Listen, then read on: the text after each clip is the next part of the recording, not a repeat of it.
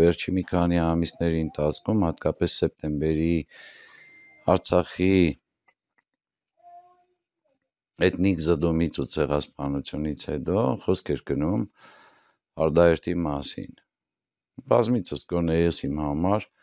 ֆիքսել եմ, որ ավելի շուտ կգնա սահմանադրական փոփոխությունների խնդիր, քան այլ տիպի խնդիր Արդաերտի կամ լեգիտիմության բարձրացման, իշխանության լեգիտիմության եւ այլն, ասեմ ինչի։ Արդեն 18 թվականի համարը կար տպավորություն, որ մենք այնուամենայնիվ երրորդ հանրապետությունից Հայաստանի պետք է ինչ-որ միացում անենք։ Կարծեք թե նարատիվների մեջ է նորություն չկա, որ եւ Հայաստանի հետագա զարգացման եւ Հայաստանի հետագա իրավարար, այսպես ասած, փաթեթի մեջ մենք գնալու ենք տարբեր տեսակի զարգացումների, որոնք տանելու են փոփոխությունների։ Բայց երբ որ Պրագայի հանդիպումից հետո Նիկոլ Փաշինյանը Արցախը ճանաչել էր Ադրբեջանի կազմում եւ փաստացի այս պահի դրությամբ գոնե Արցախը լուծարված է եւ հայկական չէ, հա, իրավամբ լուրջ հարց է բարձրացվում եւ բարձրացրել եմ նաեւ ես, որ Հայաստանի Հանրապետության բոլոր կառույցները, ինստիտուցիոնալ գործունեությամբ զբաղվողները, կուսակցություններ, խմբեր, անհատներ եւ հենց պետություն հասածները պետք է վերանայի իր հետագան։ Դա չի ենթադրում սահմանադրական ամենաշտապ փոփոխություններ, բայց դա ենթադրում է անպայման վերանայում ստրատեգիական, անվտանգային եւ մնացած հարցերով, թե մենք վերջապես ուր ենք գնալու այս պարագայում, այս իրադրության, այս ունեցվածքի, այս ներուժով։ Ոստեղ սկսվում է խաղի այն հատվածը, որը պլանավորած 18 թվականից իրականացվում է Հայաստանում իշխող կուսակցության կողմից, որը Հայաստանի Հանրապետության դեմոնտաժն է։ Այդ նոր Հայաստան, որ ասում էին, սա են, ինչ հիմա ուզում են անել։ Արանքում խանգարեց, ասենք, պատերազմը, համավարակը, հետպատերազմյան տարբեր տեսակի ազգային ու պետական ճգնաժամերը, որոնց մեջ հայտնվել էինք մենք, բայց իրանք դրա համար էին եկել։ Մի հատ դրվագի անդրադառնամ ու հետո անցնեմ, հետո ինքներդ եւ լսողներն է կասեն, թե կպատկերացնեն, թե ինչ իմաստն է խոսքը, երբ որ ինքը Արցախում հայտարարեց Արցախը Հայաստանի է վերջ, ինքը տեղ այդ պետք է չհայտարարեր։ Ինքը պետք է ասեր Արցախը չի ինձ ընտրել, Արցախը ունի իր պետական կառույցները ու վերջ։ Հիմա մարդուն ասում են, դու պետք է կոպիտ ասած քո, այսպես ասած, հերահար նպատակներին, որոնք ոզու է զգտում հասնելու համար, ասես այդ կան է, ինքը գնում դեղ պատերազմ է հարարում, հետ է գալիս, եւ սա եւ բազմաթիվ այլ մեսիջներ խոսում են այն մասին, որ այս մարդը դեմոնտաժով է զբաղված, այս մարդը սննգացման, լուծարման դադավորի տեր է ստանձնել առաջին օրերից։ Ինչի է սարկում կիսանախագահական, ինչ է ասում, կամ բացի 4 հիմնական դրույթներից, որոնցից մեկը եկեղեցին է, Արցախի հետ կապված, հռչակագրի հետ կապված, Արարատի կամ պատմական արտահայտության պահանջի հետ կապված, հայոց եւ Հայաստան բառերի հետ կապված, լիքը ոչ պակաս վտանգավոր կետեր կան։ Ես առավել քան վստահ եմ, որ Իրանը գարագրած սահմանադրության դեպքում մոտ ապագայում, ասենք, տեղական ինքնակառավարման մարմինների վրա ուղիղ վերևից ճնշումները օրենքով տասնապատիկ ավելանալու են։ Հայաստանի Հանրապետության նախագահի ընտրությունները, որին ինքը գնում է, դառնալու են տասնապատիկ ավելի խրթին ու անհասկանալի պայմաններով։ Ենթադրում եմ, օրինակ, որ կաղապադայի ասեն, որ նախագահ կարող է դառնալ մի մարդ, ով ապրել է Հայաստանում այսքան ժամանակ, կերնել արտարածն են, հնդիկներ են, եկեք կեցության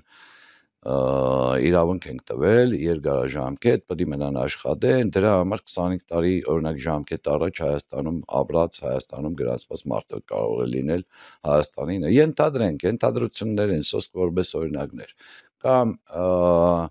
կրթության մասին օրենքում, կամ կրոնի մասին օրենքում որտեղ ձեռ ենք տալիս խնդիր է լինելու։ Ինչի, որովհետև Հայաստանի Հանրապետության Սահմանադրությունը, այո, միշտ անգամ պետք է որպես հաջող օրգանիզմ ունենա իր ամենատարբեր զարգացումները, աճերը, չգիտեմ, ճգնաժամերը, նորմալ է, բայց երբ որ ստեղ ինքն է ասում եւ ցույց է տալիս քաղաքացիական պայմանագրի ձեռքը, որպես իրար բարևելու եւ քաղաքացիական համաձայնության նշան, այստեղ շատ վտանգներ եմ տեսնում։ Եվ ես ձեզ ասեմ, ամենաառաջինն ու ամենակարևորը, որ գալիս է այդ կետից։ Ամենամոտ ապագայում, երբ որ այդ գործընթացները, քննարկումները սկսվեն,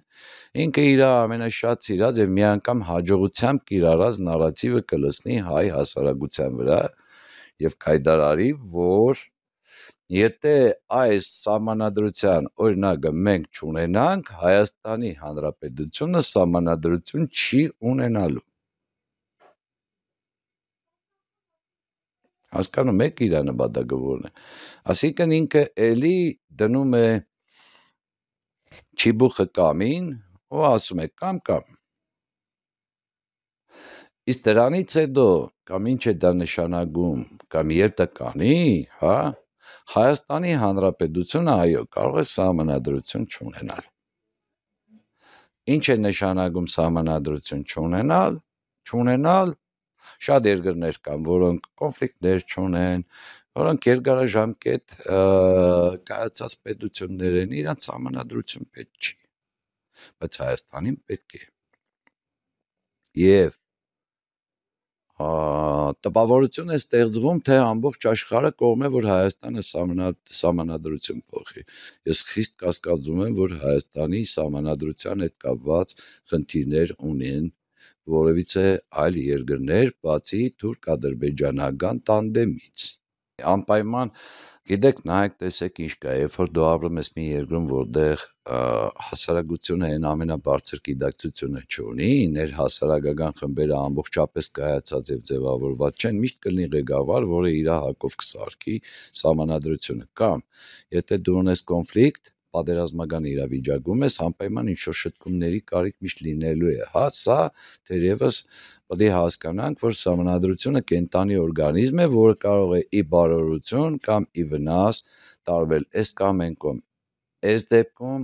կիսանախագահական նշանակում է կա նախագահ, որը գերագույն հրամանատար է արդեն եւ կարող է ցանկացած հրաման միահեծան ցանկացած հրաման արձակել։ Ինչ հրաման պետք է արձակի։ Ես միշտ ասում եմ, վախեցեք Նիկոլի հայրենասիրությունից։ Դա մի քանի անգամ մի քանի կետով բացել եմ։ Կոնկրետ սահմանադրության դեպքում ինքը լեգիտիմություն եւ իրավունք է ստանում հրաման տալ եւ ասել, ես իրավունք ունեի, հրաման տվեցի զորքերին այս բանն անել, Հայաստանի սուվերեն տարածքը ճշտել։ Օրինակ, սա եւս կետերից մեկն է, որը երկրորդ մտածում եմ, որովհետեւ ինչքան էլ տարօրինակ թվաց, երեկվա Նիկոլ Փաշինյանի սահմանադրության հետ կապված զրույցից առաջ առավոտ վաղ իմ առավոտյան գրառումն անելու ժամին ես խոսում էի սահմանադրության հետ կապված փոփոխության մասով իմ էջում։ Եվ ստեղ հերթական կտորը դա է։ Վախեցեք էլ եմ ասում Նիկոլի հայրենասիրությունից։ Դրա տակ տրամաբանություն շատ քիչ է որ լինում է, որովհետև ինչ ասել է, ինչ հայտարարել է Նիկոլ Փաշինյանը, մինչև այսօր բոլորը հերքել է հակառակն ասելով։ Մենք Հայաստանի Հանրապետության մեջ չենք ունեցել նման ղեկավար, որ ասի մի բան եւ դրանից մի քանի տարի կամ մի քանի պահ այս կողմ հերքի։ Պարոն Գևորգյան, այս օրերին նաև խոսակցություններ են գնում արտահերթ խորհրդարանական ընտրությունների գնալու վերաբերյալ, ինչ է կարծում, ինչպիսի քաղաքական իմաստով, ինչպիսի գարնան ականատես Գարնանը, ես միշտ ասել եմ, Հայաստանում ճդերը գարնան են հաշվում, ոչ թե աշնանը։ Նատները ծալեք եւ Հայաստանում տեղի ունեցած բոլոր Ճակատագրական զարգացումների հետ կապված, ասեք թե երբ են տեղի ունեցել։ Սա մեկ։ Կարոնը լինելու է հետաքրքիր, դիդարժան, ուժեղ, որևէ կանխատեսում անել չեմ կարող, բայց այն որ կուտակված ահռելի մեծ դժգոհությունը ամենատարբեր խավերի մոտ, սկսած թաղերից, վարորդներ, գիտնականներ, կրթական ոլորտ, մշակույթի ոլորտ, բիզնես ոլորտ, մանր ու խոշոր կայացած խաղացողներ կա միանշանակ։ Ինչ վերաբերվում է, նայեք, եթե սկզբից տրվեր արտահերթի խնդիրը, սահմանադրության խնդիրը կարող էր այդքան ակտուալ չլինել, բայց եթե դրվեր արտահերթ ընտրություններ ու ասենք մեծամասնությունով պայմանական Նիկոլ Փաշինյանը իր թիմով անցնում էր, բավարար լեգիտիմ հիմք չէր տա որոշում կայացնելու, պայմանագիր կնքելու կամ արձոկալու, կամ հայրենասիրական դրսևորում անելու։ Դրա համար արվում է հագարակը։ Սահմանադրություն, այս ուժերով անցկացնելու փորձ, հետո նոր ընտրություններ։ Իրանք ամեն դեպքում հիմա կանգնած են դիլեմայի առաջ, սկզբից որը լուրջ խնդիր է։ Եթե քաղաքական դաշտում ես փորձում այդ հարցը քննարկել, շատ կարևոր է, որովհետև որն էլ անի, երկուսն էլ խաղարկային չեն եւ ավելի հաջողություն բերող չեն, երկուսն էլ լուրջ խնդիր են։ Երկուսն էլ լուրջ, շատ լուրջ դիմադրության են հանդիպելու, անսպասելի եւ մինչեւ հիմա չեղած դիմադրության, եւ արտահերթը եւ սահմանադրականը։ Դրա համար հիմա իրանք փորձում են այդ երկուսի մեջ հասկանալ, թե որտեղ են իրանք։ Ամեն դեպքում ինձ թվում է, որ սահմանադրության փոփոխության հարցը ոնց որ թե միտեղ երկրորդ պլան է մղում արտահերթը, բայց քանի որ ներքին զգացողություն ունեմ, որ երկուսն է ձեռնդու չէ իրանց, երկուսն է բավականին երկարի։ Ամեն դեպքում սահմանադրականը 4 ամսվա անելու բան չէ, արտահերթը 4-ից 6 ամիս, սահմանադրությունը մի տարի գոնե, դե խմբեր կան, սահմանադրական հանձնաժողովներ կան, հանրային անկախ փորձագիտական ճշգրտումներ կան, մի հատ դրանից հետո պետք է գնա, չգիտեմ, այնտեղ ստուգվի միջազգային էքսպերտների մոտ, լիքը հարցեր կան։ Դա ժամկետ է։ Իսկ արտահերթի 7%-ով Երևանում քաղաքապետ ընտրած ուժը գնալ, ինձ թվում է, երկար պետք է մտածի։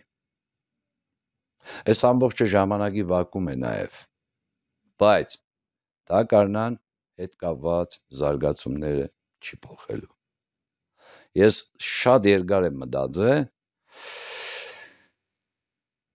առասարակ 24 թիվը շատ հետաքրքիր ու շատ կարևոր թիվ է լինելու մեր համար։ Չեմ բացառում նաև ավանտյուրա մեր թշնամիների կողմից, որը իրանք շատ երազում են եւ ամեն կերպ փորձելու են դա անել։ Խոշոր հաշվարկներ են գնում, ժամանակ է ստուգվում բոլորի մոտ, փորձում են ներուժ հասկանալ, փորձում են հասկանալ խնդրին որ կետից ինչ անել եւ այլն եւ այլն։ Շատ լուրջ տարի է լինելու, շատ։ Իսկ չդերը Հայաստանում գարնանն են հաշվում։